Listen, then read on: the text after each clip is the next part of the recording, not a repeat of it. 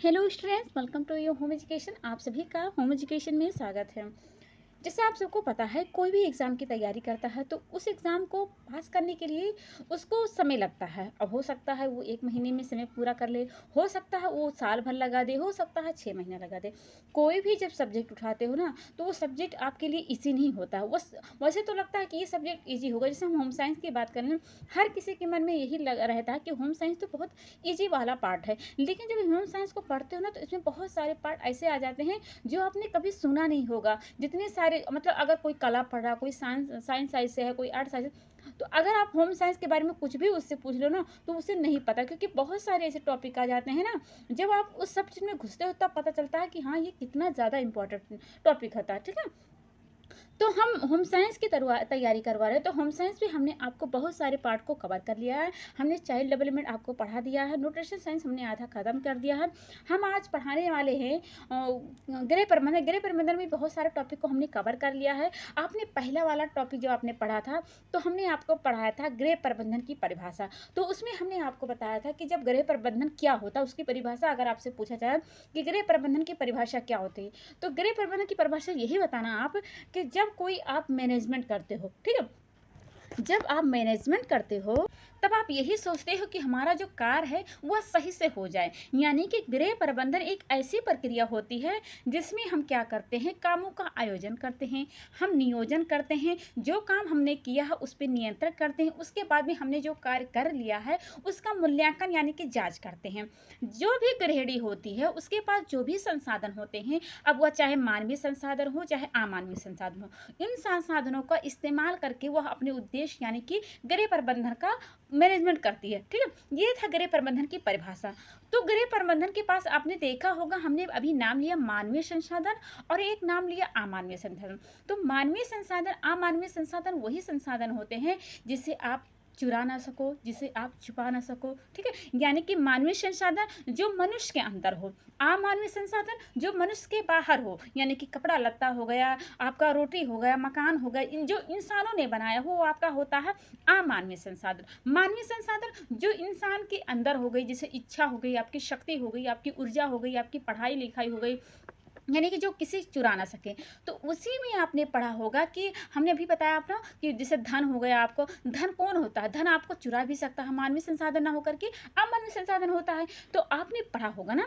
तो अब आपको पढ़ना होगा कि कौन सा मानवीय संसाधन है तो अमानवीय संसाधन है, उसमें आपको डीपली से पढ़ना पड़ेगा। यानी कि समय आपका क्या होता है, समय आपका मानवीय संसाधन होता है। किसी ने मानवीय संसाधन कहा, किसी ने अमानवीय संसाधन। तो समय को हमने आपको तो पढ़ा दिया है।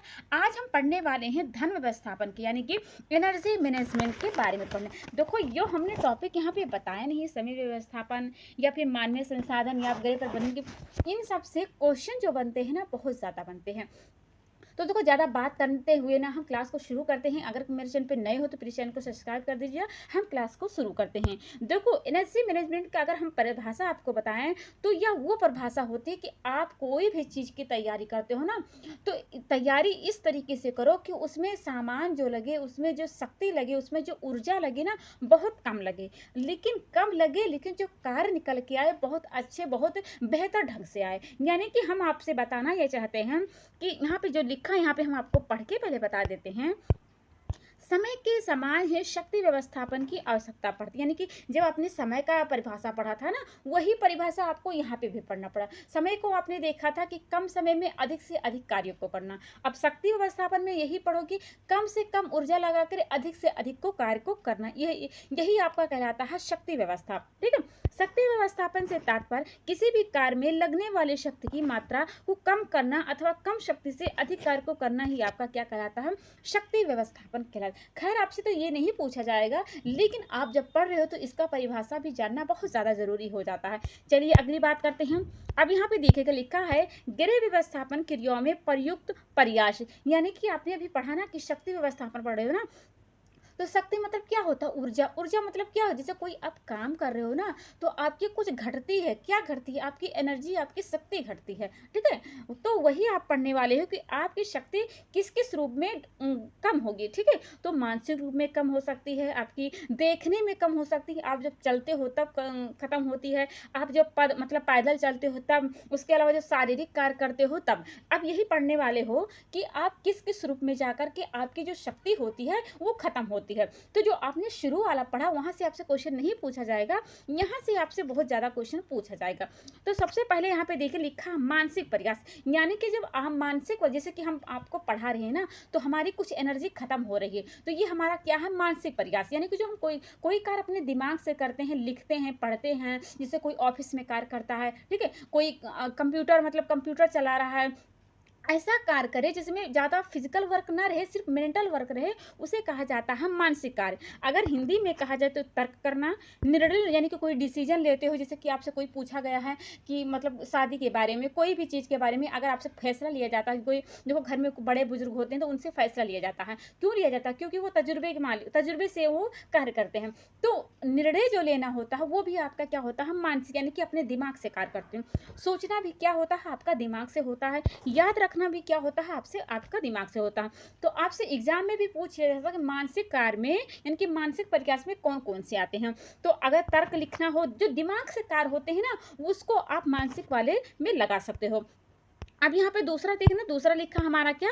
शारीरिक प्रयास, यानी कि जैसे आप खेत में धान बो रहे हो, उसके बाद में आप जैसे आप चक्की चला रहे हो, तो ये भी तो आपका प्रयास है। यहाँ पे देख लिखा बर्तन धुलना, साफ सफाई, समस्त घरेलू कार्य, जैसे कोई भी कार्य हो गया। अगर आप हाथ पैर चला रहे हो ना, मतलब कहीं चल फिर नहीं पा रहे, चलते नहीं हो, एक जगह पे बैठो, ज़्यादा दिमाग वाला कार्य नहीं है, अपने हाथ पैर ये सब हिला रहे हो, जैसे आप सिलाई कर रहे हो, तो ये आपका हाथ पैर हिल रहा है ना, तो ये आपका क्या होगा? शारीरिक प्रयास हो गया, ठीक है? तो शारीरिक प्रयास वो कार्य होता है जिसमें आपके शरीर की क्रियाएं आपकी हिल डुल रही हो, तो वो होता है आपका शारीरिक प्रयास होता है। अगला हमारा क्या है? पद प्रयास, ठीक है?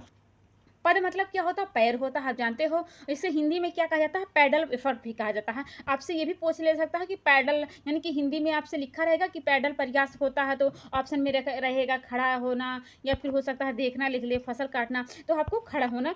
पद मतलब क्या होता है? पैदल होता है, ठीक है? यानी कि पैरों से चलना, ठीक है? तो खड़ा होते हो तो आप क्या करते हो? पैरों से खड़ा होते हो। चलते हो तो क्या करते हो? पैरों से करते हो।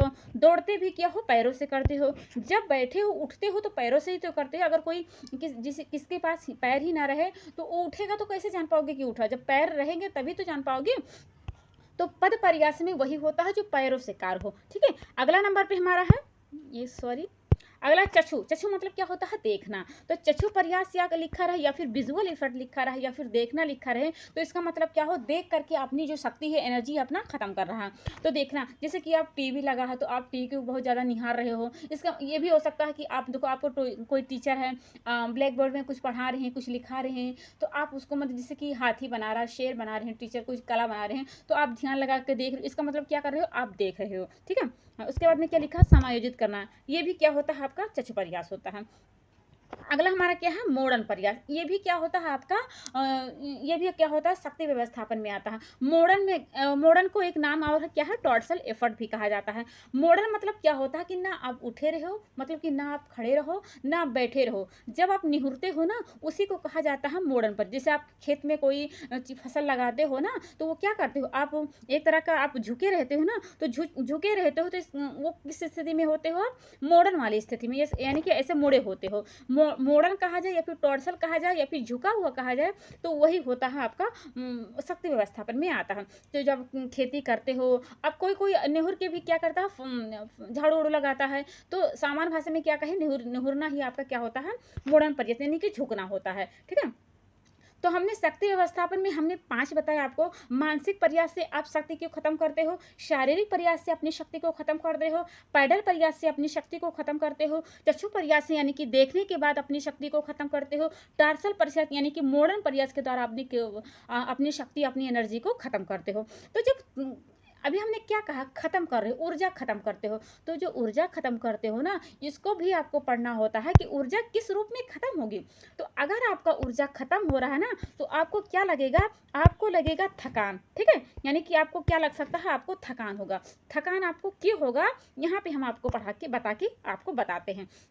देखो लिखा पहले, एक लंबी समयावधि एक लगातार कार्य करते रहने से थकान उत्पन्न होती है। लगातार काम करते रहने पर व्यक्ति की शारीरिक मानसिक कारणों से कार्य पर पड़ने की असमर्थता, अक्षमता को सरल भाषा में थकान कह सकते हैं। शक्ति व्यवस्थापन के लिए थकान दूर करना अति आवश्यक है, ठीक है। तो थकान वही होता है जब आप कोई कार्य करते हो, शारीरिक कार्य करते हो ना, तो जो आपके घुटनों वाले हिस्से पे होती है, वहां पे जाकर के जो लैक्टिक एसिड होता है ना, उसका जमा हो जाता है। उसके जमा होने के कारण आपको थकान महसूस होता है, ठीक है। तो थकान महसूस, आपको पता चल गया कि थकान महसूस क्या होता है।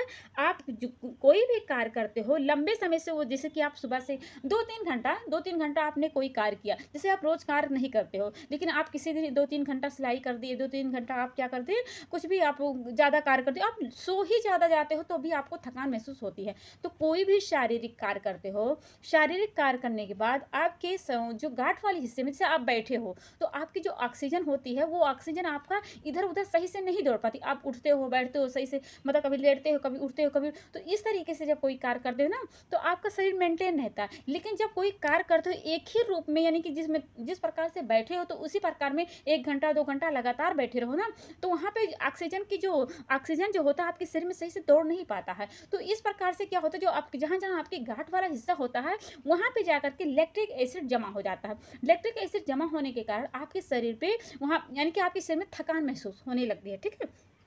चलिए, अब ये हुआ शक्ति व्यवस्थापन में थकान की बात। अगला बात करते हैं थकान के प्रकार, यानी कि थकान किस प्रकार से आपको आएगा। तो थकान 2 प्रकार की होती है, ठीक है।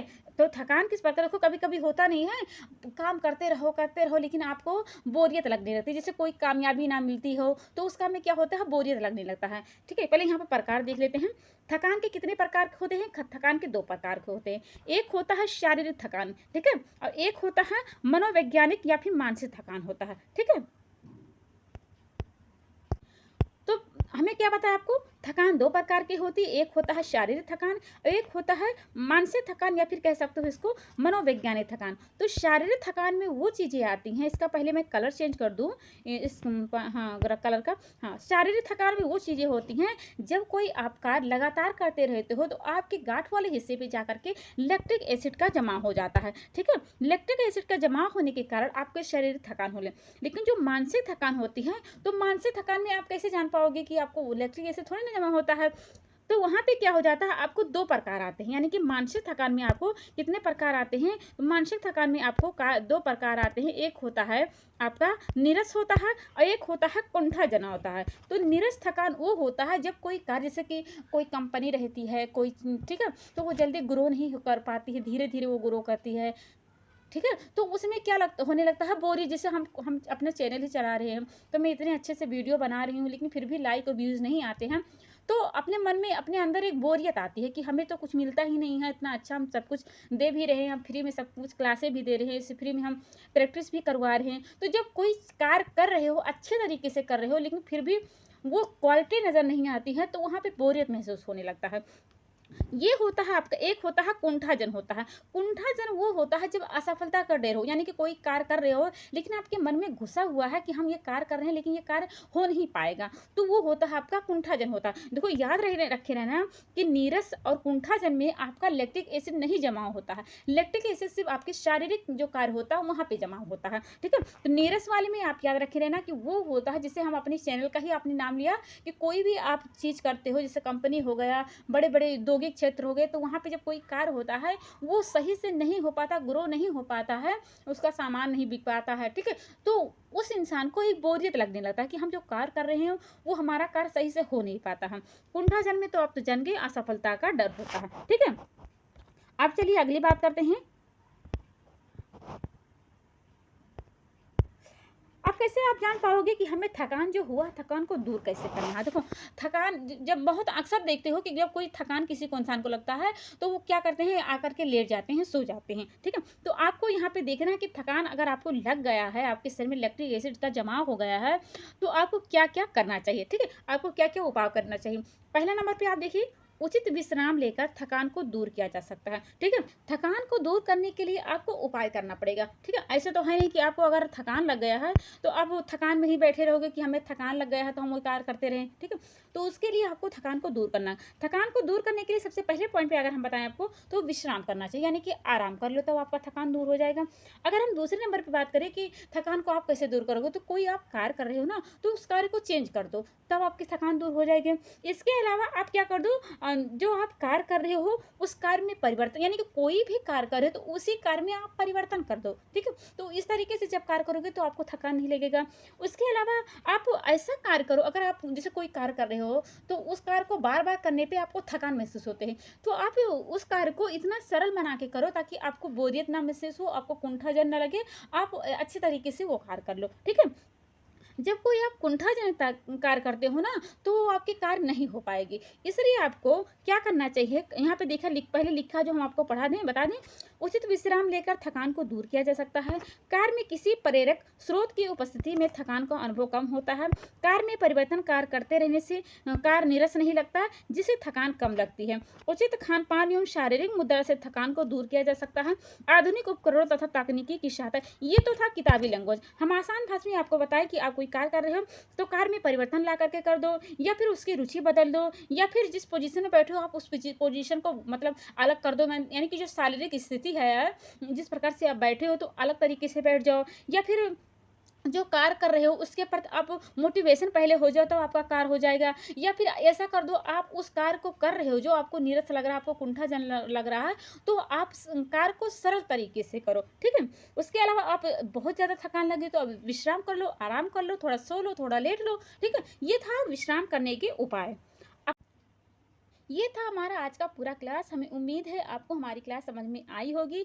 हम ऐसे ही आपको बेहतर क्लास लाते रहेंगे। ऐसे ही क्लास को देखने के लिए आप हमारे चैनल को सब्सक्राइब कर दीजिए। देखो, हम फ्री में सारी क्लासें आपको दे रहे हैं, तो इसका मतलब ये नहीं है कि हम कोई भी टॉपिक आपको छोड़ देंगे। हम जितने सारे टॉपिक होते हैं सारे कवर कराते हैं आपको।